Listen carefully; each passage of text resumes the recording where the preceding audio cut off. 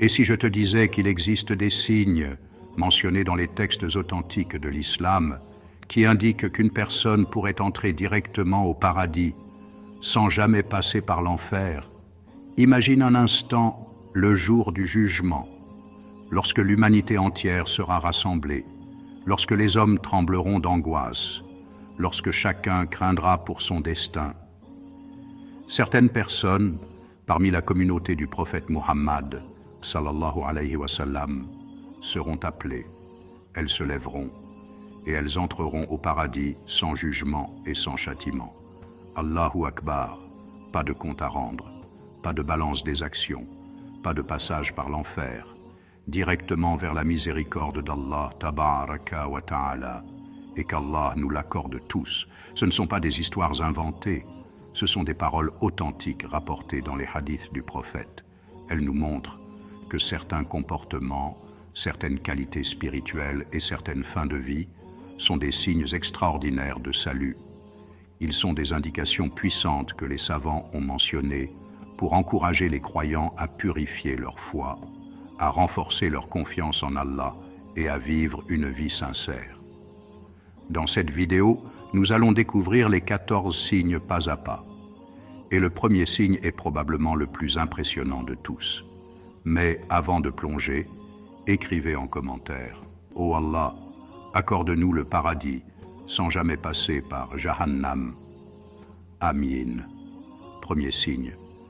Faire partie des 70 000 qui entreront au paradis sans jugement. Parmi les hadiths les plus célèbres concernant le jour du jugement, il y a celui où le prophète Mohammed, paix et bénédiction sur lui, décrit une scène extraordinaire. Il raconte qu'on lui a montré les communautés des prophètes. Chaque prophète venait avec ses disciples. Certains avaient quelques dizaines de croyants, d'autres avaient un petit groupe, et certains prophètes n'avaient aucun disciple. Puis le prophète vit une immense foule. Il pensa que c'était sa communauté, mais on lui dit « Ceci est la communauté de Moïse ». Ensuite, il vit une foule encore plus grande couvrant l'horizon, et on lui dit « Ceci est ta communauté ». Et parmi eux, 70 000 entreront au paradis sans jugement et sans châtiment. Les compagnons furent profondément étonnés par cette annonce. Qui sont ces personnes? Qu'ont-elles fait pour mériter un tel honneur? Le prophète expliqua leurs caractéristiques. Ce sont des personnes qui ne demandent pas aux autres de faire la ruqya pour elles, ne croient pas aux mauvais présages, n'utilisent pas la cautérisation. Et surtout, elles placent leur confiance totale en Allah. Cette dernière qualité est la plus importante, le tawakkul, la confiance absolue en Allah. Deuxième signe, mourir avec la shahada. Le deuxième signe concerne le moment le plus important de la vie d'un être humain, sa dernière parole. Le prophète Muhammad, paix et bénédiction sur lui, a dit « Celui dont la dernière parole est « La ilaha illallah » entrera au paradis. » Cette parole est la clé de l'islam. Elle signifie « Il n'y a aucune divinité digne d'adoration en dehors d'Allah ». Toute la religion repose sur cette phrase, mais ce hadith ne parle pas simplement de la prononcer mécaniquement au moment de mourir. Il parle d'une personne qui a vécu toute sa vie avec cette croyance profondément ancrée dans son cœur. Au moment de la mort, lorsque les illusions du monde disparaissent, lorsque l'âme s'apprête à quitter le corps, ce qui reste dans le cœur sort naturellement par la langue. Si une personne a rempli son cœur avec la foi, l'amour d'Allah et la sincérité, alors la shahada devient sa dernière parole, et cela devient un signe immense de bonne fin. Les pieux prédécesseurs avaient une grande crainte de la fin de leur vie. Ils savaient que la manière dont une personne meurt reflète souvent la manière dont elle a vécu. Celui qui vit avec la foi meurt avec la foi. C'est pour cela que beaucoup de savants conseillaient de répéter souvent la shahada dans la vie quotidienne, parce que la langue s'habitue à ce qu'elle répète. Et lorsque la mort arrive, la langue se tourne naturellement vers ce qu'elle connaît le mieux. Imagine quitter ce monde. avec la parole la plus noble qui existe. Troisième signe, mourir à cause de certaines épreuves ou maladies. Dans plusieurs hadiths, le prophète a mentionné que certaines morts donnent la récompense du martyr. Par exemple, mourir de la peste, mourir noyé, mourir sous un effondrement, mourir à cause d'une maladie grave du ventre. Ces personnes peuvent recevoir la récompense du martyr par la miséricorde d'Allah, même si elles ne sont pas mortes sur un champ de bataille. Quatrième signe, mourir en martyr. Le quatrième signe est l'un des statuts les plus élevés en islam, le martyr. Le martyr, appelé shahid, possède une place exceptionnelle auprès d'Allah. Le prophète a mentionné plusieurs récompenses accordées aux martyrs. Parmi elles, ses péchés sont pardonnés dès la première goutte de son sang. Il voit sa place au paradis. Il est protégé du châtiment de la tombe et il reçoit une immense récompense dans l'au-delà.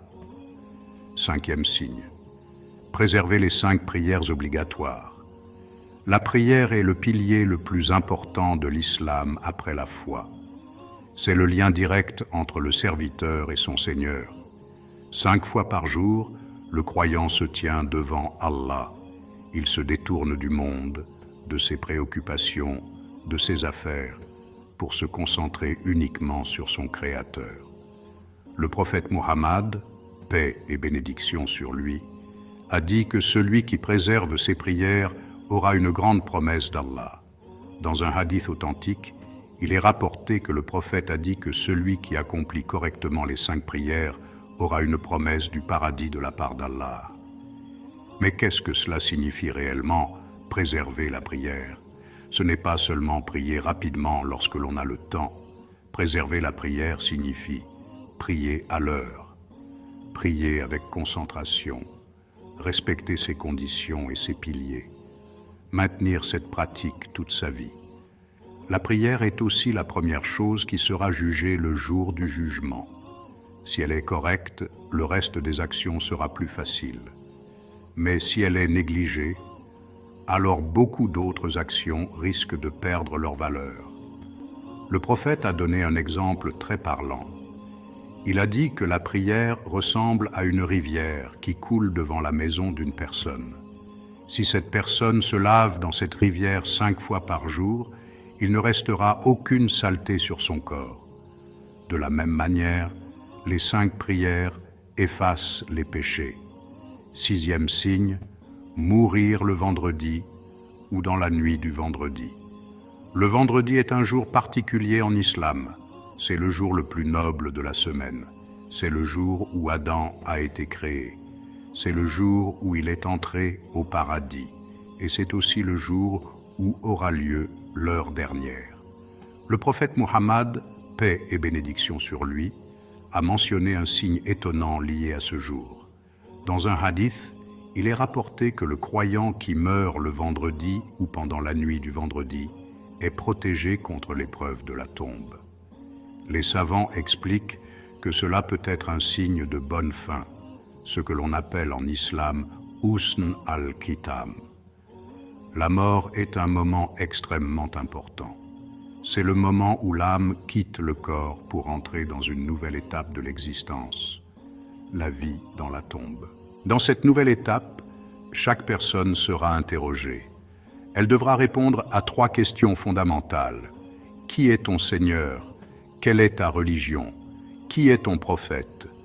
Pour le croyant sincère, Allah facilitera les réponses. Mais pour celui qui a vécu dans l'oubli et la négligence, ce moment peut être extrêmement difficile. Le fait de mourir un vendredi est considéré par de nombreux savants comme une marque de faveur divine. Bien sûr, personne ne choisit le jour de sa mort, mais lorsque cela arrive, les croyants y voient souvent un signe de miséricorde d'Allah envers son serviteur. Cela nous rappelle une réalité profonde. La mort ne dépend pas de nous, mais la manière dont nous vivons avant la mort dépend de nous. 7e signe, pleurer par crainte d'Allah. Ce signe touche quelque chose de très profond, le cœur du croyant. Le prophète Muhammad, paix et bénédiction sur lui, a dit dans un hadith célèbre: 2 yeux ne seront pas touchés par le feu de l'enfer, un œil qui pleure par crainte d'Allah et un œil qui veille dans le sentier d'Allah. Pleurer par crainte d'Allah n'est pas un signe de faiblesse. Au contraire, c'est un signe de foi profonde. Lorsque le cœur du croyant réfléchit aux versets du Coran, lorsqu'il pense au jour du jugement, lorsqu'il se rappelle de ses péchés, il peut être touché par une émotion sincère. Et cette émotion peut faire couler des larmes. Les compagnons du prophète avaient souvent cette sensibilité. Certains d'entre eux pleuraient en entendant la récitation du Coran. D'autres pleuraient en pensant à l'au-delà. Pourquoi? Parce qu'ils comprenaient la grandeur d'Allah. Ils savaient que la vie est courte. Ils savaient que le jour du jugement est une réalité. Et leur cœur était vivant. Aujourd'hui, beaucoup de cœurs sont devenus durs. Les gens peuvent pleurer pour un film, pour une perte matérielle, pour une déception, mais rarement pour leur relation avec Allah. Pourtant, ces larmes sincères peuvent être extrêmement précieuses. 8e signe, mourir en prosternation ou en prière. La prosternation est l'un des moments les plus nobles de la prière. Le prophète a dit: le serviteur est le plus proche de son Seigneur lorsqu'il est en prosternation. Dans cette position, le croyant pose son front sur la terre en signe d'humilité totale devant Allah. Il reconnaît la grandeur de son Seigneur. Il reconnaît sa propre faiblesse. Certaines personnes ont quitté ce monde pendant la prière ou la prosternation. Les savants considèrent cela comme un signe très noble de bonne fin, car la personne quitte ce monde dans un acte d'adoration pure. 9e signe, protéger sa langue et sa chasteté. Parmi les enseignements les plus profonds du prophète Muhammad, paix et bénédiction sur lui, il y a ce hadith puissant: celui qui me garantit ce qu'il y a entre ses mâchoires et ce qu'il y a entre ses jambes, je lui garantis le paradis. Entre les mâchoires, la langue. Entre les jambes, la chasteté. La langue est un organe petit, mais ses conséquences peuvent être immenses. Avec la langue, une personne peut dire du bien ou du mal. Elle peut encourager ou blesser. Elle peut dire la vérité ou mentir. Beaucoup de péchés viennent de la langue: la médisance, la calomnie, le mensonge, l'insulte, la moquerie, les paroles injustes. Un seul mot peut détruire une réputation. Un seul mot peut briser une relation. Mais la langue peut aussi devenir une source immense de récompenses. Rappeler Allah, lire le Coran, conseiller le bien, consoler quelqu'un, dire la vérité. La chasteté, quant à elle, protège la dignité et la pureté du croyant. 10e signe, le témoignage positif des croyants après la mort.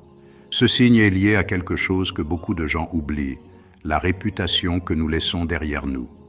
Le prophète Muhammad, paix et bénédiction sur lui, a dit qu'un défunt fut mentionné en bien par les gens. Alors il dit: il est devenu obligatoire pour lui. Les compagnons demandèrent: qu'est-ce qui est devenu obligatoire pour lui? Le prophète répondit: le paradis. Dans une autre narration, il est mentionné que si plusieurs croyants pieux témoignent du bien d'une personne après sa mort, Allah lui accorde le paradis. Pourquoi? Parce que les croyants sont considérés comme les témoins d'Allah sur terre. Lorsque les gens se rappellent d'une personne comme quelqu'un de bon, honnête, généreux et juste, cela reflète souvent la réalité de sa vie. Bien sûr, ce n'est pas une règle absolue, mais c'est un signe important. Cela nous pousse à réfléchir à une question profonde. Que diront les gens de nous après notre mort? Diront-ils que nous étions une personne juste, une personne généreuse, une personne qui aidait les autres? Ou diront-ils que nous étions injustes, durs ou égoïstes? La vie d'un croyant ne se mesure pas seulement par ses actes visibles, mais aussi par l'impact qu'il laisse dans le cœur des gens. 11e signe, mourir en état de jeûne. Le jeûne est l'un des actes d'adoration les plus sincères. Contrairement aux autres actes, il n'est visible que par Allah. Le prophète a mentionné que celui qui jeûne pour Allah et meurt pendant ce jeûne recevra une immense récompense. Le jeûne purifie le cœur, il renforce la patience, il rapproche le croyant de son Seigneur. Quitter ce monde dans cet état d'adoration est considéré par les savants comme un signe d'honneur et de miséricorde. 12e signe, mourir pendant le Hajj ou la Umrah. Le pèlerinage est l'un des actes les plus sacrés de l'islam. Des millions de musulmans voyagent vers la maison sacrée d'Allah pour accomplir cet acte d'adoration. Le prophète a mentionné un homme qui est mort pendant le pèlerinage. Il a dit que cet homme sera ressuscité le jour du jugement en prononçant la talbiya. La talbiya est la parole que les pèlerins répètent. Labbaïka Allahumma labbaïk. Cela signifie « Me voici, ô Allah, me voici ». Mourir dans cet état signifie quitter ce monde pendant l'un des actes d'adoration les plus nobles. 13e signe, mourir en défendant sa religion. Le prophète a expliqué que certaines personnes obtiennent le statut de martyr lorsqu'elles meurent en défendant la vérité. Il a dit « Celui qui est tué en défendant sa religion est un martyr ». Cela signifie que certaines personnes donnent leur vie pour protéger leur foi. Ce sacrifice est considéré comme extrêmement noble, et Allah accorde une grande récompense à ceux qui restent fermes dans leur religion. 14e signe, mourir en défendant ses biens. Le prophète a également mentionné « Celui qui est tué en défendant ses biens est un martyr ». Cela montre que l'islam reconnaît le droit de défendre ses droits et sa dignité. Si une personne est injustement attaquée et meurt en protégeant ce qui lui appartient, elle reçoit une récompense immense. Ce rappel nous permet d'apprendre quelque chose de nouveau ou de réfléchir à notre relation avec Allah. Alors prenons un moment pour partager ce rappel autour de nous, car parfois, un simple rappel peut changer une vie, et peut-être même changer un destin éternel. Rejoignez-nous pour découvrir plus de contenus bénéfiques comme celui-ci. Assalamu alaykum wa rahmatullahi wa barakatuh. Que la paix soit sur vous.